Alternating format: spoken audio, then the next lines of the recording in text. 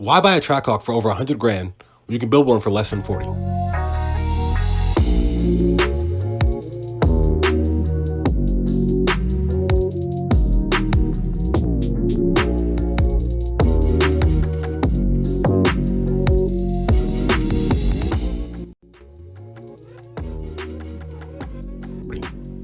Welcome back to another episode of ModStars. I'm your host, Zeeb. You should like, subscribe, and share. This is episode 17 of the Mopar Wars. That's just me addressing the cocky Hellcat and Trackhawk owners that hate in their own community. And today's going to be no different with the Jeep Grand Cherokee. We're going to turn it into a budget Trackhawk killer. Real quick, shout out to Uplift and Truck 9053 for asking me to send him a parts list. Not only that, for his 5.7 Trailhawk, but to inspire me to make the video. I didn't even know that the Trailhawk had a Hemi option. And I'm going to send you a parts list in addition to the link to this video. That being said, let's get into it. So the WK2 Jeep Grand Cherokee goes anywhere from 2011 to 2021. And you can find these for around 30 grand on average, but you can find them for less than that too. From here, we got the superchargers. So you either get a Procharger, a Magnuson 2650, which was surprising to me. And if you have a 2011 and 2014, you have the option to get a Whipple as well. Outside of that, we got headers, AFE shorties, we got $850. You have Cook's long tube headers and American Racing headers as well, which go anywhere from $1,500 to $2,500. Exhaust are really no different. You got Gibson, Stainless Steel Works, Corsa, and Borla. Price range is about the same.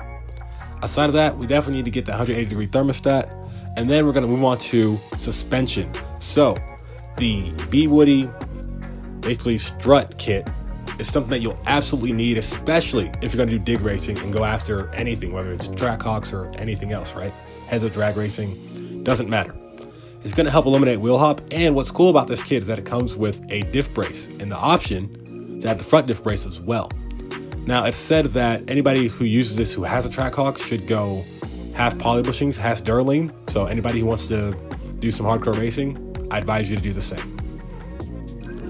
Aside from that, we have lowering springs, either H&R or I-box springs. Do about a little more than an inch drop in front and rear. I-box are about $350 right now, so if you want to go that route, that's fine. Otherwise, H&R springs are cool too. For anybody who wants to get a little bit of a lift, if you don't have a Trailhawk or the overlanding package on your Grand Cherokee, right? You want to do some overlanding or off-roading, things of that nature. I-box does have their lift kit, which also includes a tow package as well. And once you have it installed, it'll be around the same ride height as the overlanding package or the Trailhawk. The amount of height you have from the tire size or rims is entirely up to you at that point. So, and if you're, vertically challenged, I'll say, A&P Research has a power step, which I think is really cool because you don't see these on trucks or SUVs anymore. And lastly, you got to pump the brakes. That's what we got to talk about next. So you have either two options. You got Stop Tech kit for about $1,000 or so, but if you really want to drop 10 grand on brakes, of course, there are the Brembo GTs. And they come in either a red, black, or silver caliper, which I think looks pretty good. All said and done, not including labor, we're looking at about, including the car, 38 grand. Versus, Trackhawks, where, they have gone down in price a little bit. About 75 is what I've seen at the lowest. And they're still about 120. It's not bad compared to the 160s that a lot more of them were going for a couple years ago. But it's still up there, right? And just to be clear, the weight on these are impressive. So the guys and girls at SRT did a great job with the Trackhawk because between the two Jeeps, there's only a 120-pound difference. And it makes up that weight, the extra weight with the extra power.